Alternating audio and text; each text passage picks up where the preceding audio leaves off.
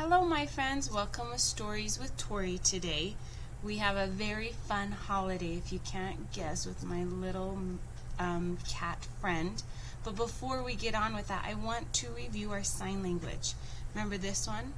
Hello, lamp, mistake, and last week was fish. This week's silly holiday is Happy Yarn Day. I love that there's a whole holiday for yarn. Kind of silly. So go like this, like you're holding a ball of yarn, and you kind of, with the string, wrap it around the ball, and there's a little bit of extra. This is the sign language for yarn. Do it with me. Yarn. We're going to read a really good book. It is called Extra Yarn by Mac Barnett and illustrated by John Klassen. And I hope you enjoy it. It's a very, very interesting, fun book.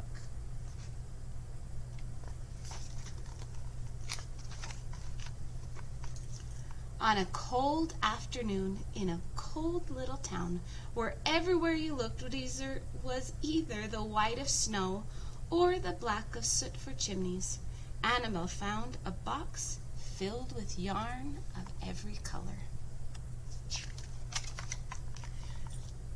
So she went home and knit herself a sweater. And when Annabelle was done, she had some extra yarn. So she knit a sweater for Mars too. But there was still some extra yarn. And when Annabelle and Mars went for a walk, Nate pointed and laughed and said, "You two look ridiculous." "You're just jealous," said Annabelle. "No, I'm not," said Nate. Do you think he's a little jealous? But it turned out he was. And even after she made a sweater for Nate and his dog, and for herself and for Mars, she still had extra yarn. At school, Annabelle's classmates could not stop talking about her sweater. "Quiet!" shouted Mr. Norman. "Quiet, everyone!" "Annabelle, that sweater of yours is a terrible distraction. I cannot teach with everyone turning around to look at you." "Then I'll knit one for everyone," Annabelle said, "so they won't have to turn around." "Impossible," said Mr. Norman. "You can't." Do you think she can? But it turned out she could, and she did, even for Mr. Norman. And when she was done, Annabelle still had extra yarn. So she knit sweaters for her mom and dad, and for Mr. Pendleton and Mrs. Pendleton, and for Dr. Palmer, and for little Louie. She made sweaters for everyone except for Mr. Crabtree, who never wore sweaters or even long pants, and who would stand in his shorts with the snow up to his knees. "No sweater for me, thanks," said Mr. Crabtree. So she made Mr. Crabtree a hat, and even then Annabelle still had extra yarn. She made sweaters for all the dogs and all the cats and for all other animals too. Soon people thought, soon Annabelle will run out of yarn. And it turned out she didn't. So Annabelle made sweaters for things that didn't even need sweaters. Things began to change in that little town. Do you remember at the beginning of the book? What did the town look like? Look at this compared to this. She even knit sweaters for all of the houses. Isn't that kind of silly? News spread of this remarkable girl who never ran out of yarn, and people came to visit from around the world to see all the sweaters and to shake Annabelle's hand. One day, an archduke, who was very fond of clothes, sailed across the sea and demanded to see Annabelle. "Little girl," said the archduke, "I would like to buy that miraculous box of yarn, and I am willing to offer you $1 million. "No, thank you," said Annabelle, who was knitting a sweater for a pickup truck. The archduke's mustache twitched. $2 million, he said. Annabelle shook her head. "No, thanks." $10 million, shouted the archduke. "Take it or leave it." Would you sell a box of yarn for $10 million? "Leave it," said Annabelle. "I won't sell the yarn." And she didn't. So that night, the Archduke hired 3 robbers to break into Annabel's house, and they stole the box and took it to the Archduke, who set off across the snow and sailed over the sea back to his castle. The Archduke put on his favorite song and sat in his best chair.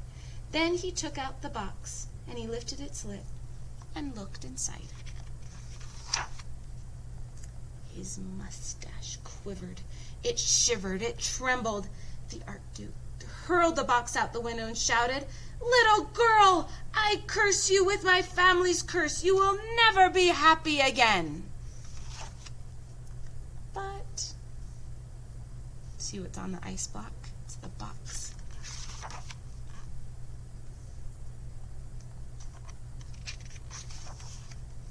It turned out she was happy.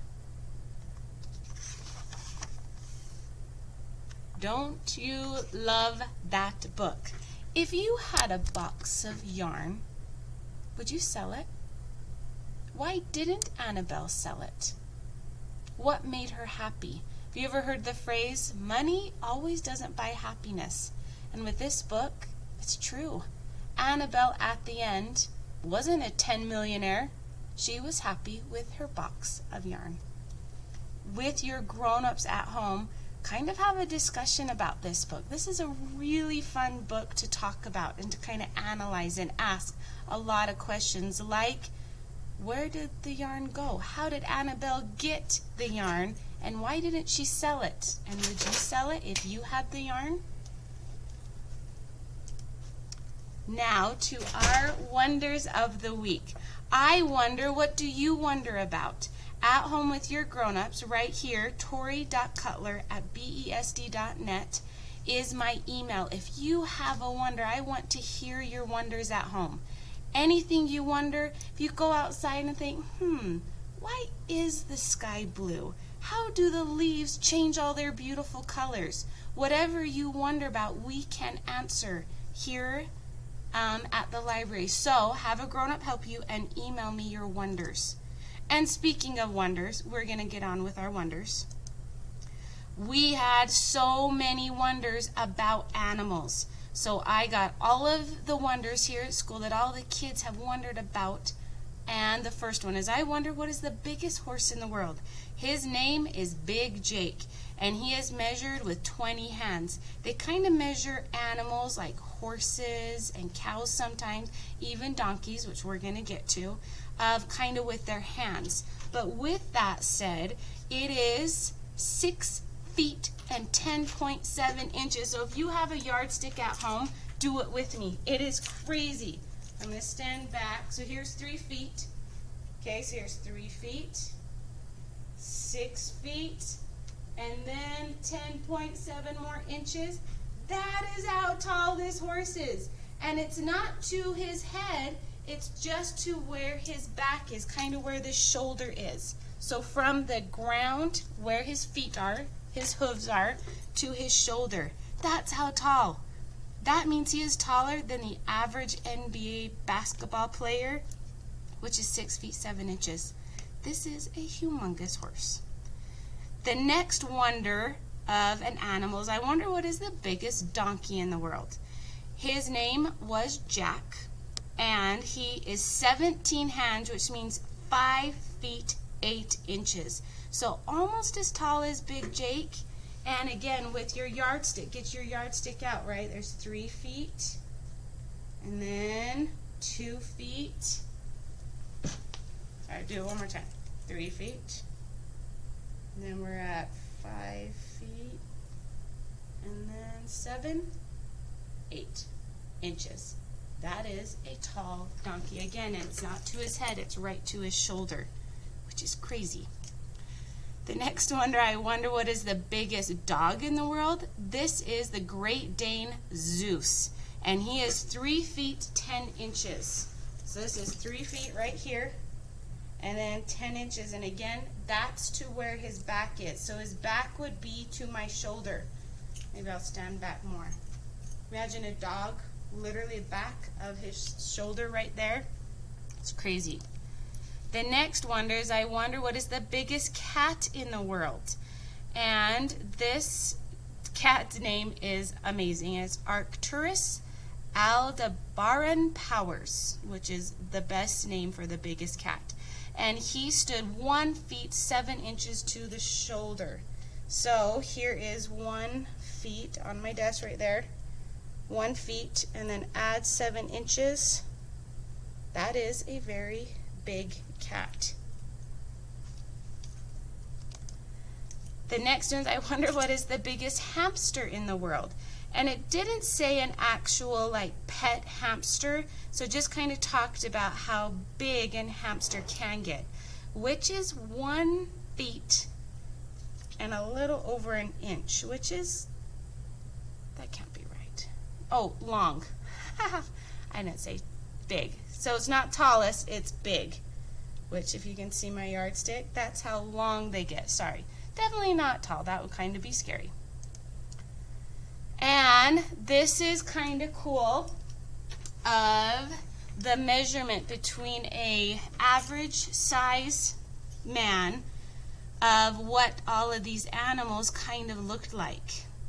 If an average size man was standing next to him, look at this horse. There's the donkey. Then there's the Great Dane, and like I said, my shoulder, so this guy's a lot taller than me because my shoulder went to right here on this dog. Anyway, kind of big animals. And then somebody wanted to know what is the tallest llama, and I saved it for the last because there's no record of the tallest llama. It just talked about a llama can get up to 5.9 feet tall.